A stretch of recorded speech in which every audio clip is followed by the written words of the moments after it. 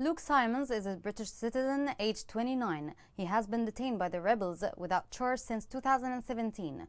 With solitary confinement taking heavy toll on his health, calls were raised for his release, especially after claims that he has taken a counterfeit Iranian medicine. More details are in the following report.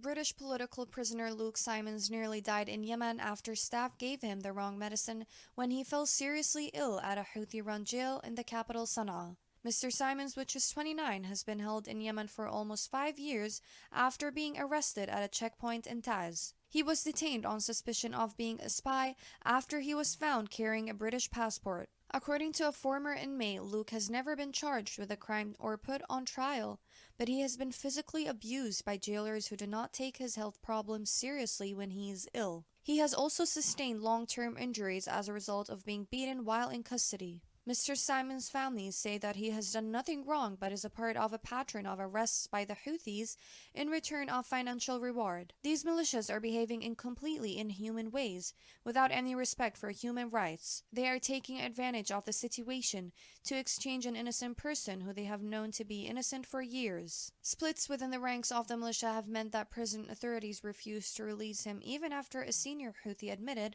there was no evidence to suggest he was a spy. He has been allowed to make phone calls to his family, but they have been monitored by the authorities and he has not been able to give them a full account of his life behind bars. On the other hand, the former inmate said that Mr. Simons was on the edge of despair and was complaining of pains in his shoulder and stomach following earlier beatings during an attempt to force him to confess to being a spy. People detained in Houthi prisons were being tortured in all ways. Prisoners held in cells without toilets in the basements were only allowed to leave to relieve themselves 4 times a day. They were also beaten if they woke guards outside of official times. Houthis continue to commit violations against human rights, but when will this end? No one knows.